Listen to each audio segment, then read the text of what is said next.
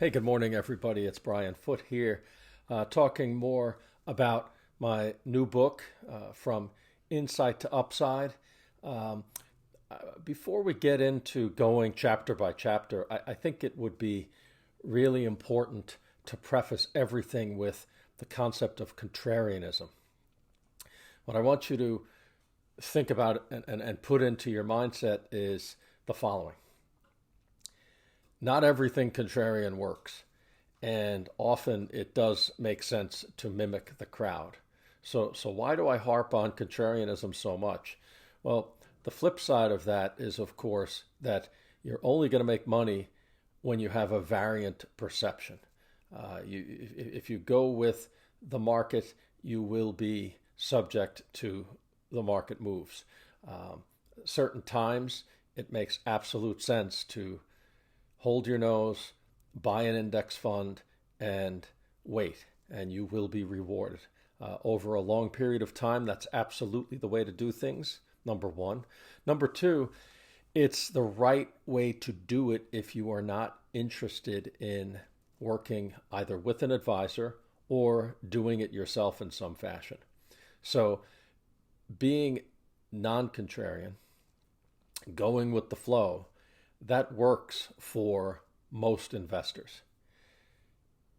Contrarianism can lead to anguish, it can lead to heartache, it can lead to temporary feelings of being against conventional wisdom. If you relish these things, then stick with me, because most times I have found that being contrarianism is all of those things. It's frustrating in the short run.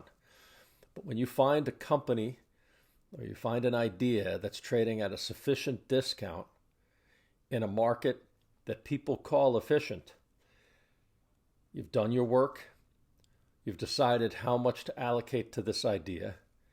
Oftentimes, the contrarian is rewarded over time. Buying discounts in a stock market, competing with professionals, that's what you're trying to do. Otherwise, you can buy a low-cost index fund and wait. Now, obviously, buying a low-cost index fund when the market is down a lot will be mathematically more rewarding than buying an index fund at the top of the market.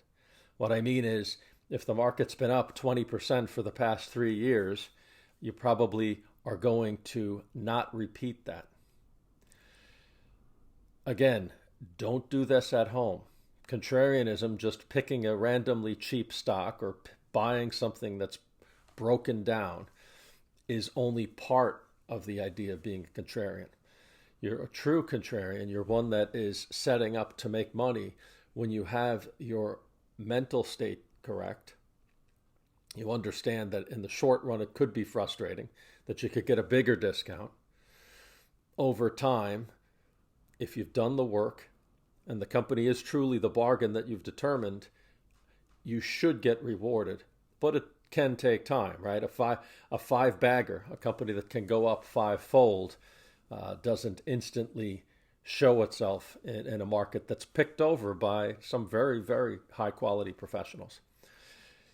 If you have the streak of wanting to go deeper and trying to move against the crowd and in doing the work, again, stick with me, because we'll have a lot of different tools to evaluate and figure out if a stock truly is inexpensive, truly is of value, and truly represents an asymmetric return.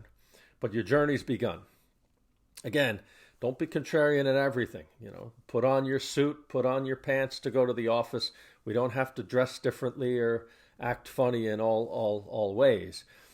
Contrarianism has its place, and conventionalism has its place. Again, put on a necktie to go to a fancy dinner. You don't have to be contrarian in all ways.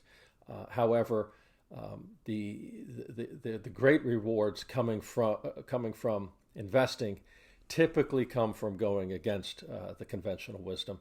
And again, in the series of vignettes I'm going to give you about my book, I aim to show you at least how to think in that way vis-a-vis stocks. So looking forward to working with you on this, and thanks. Bye for now.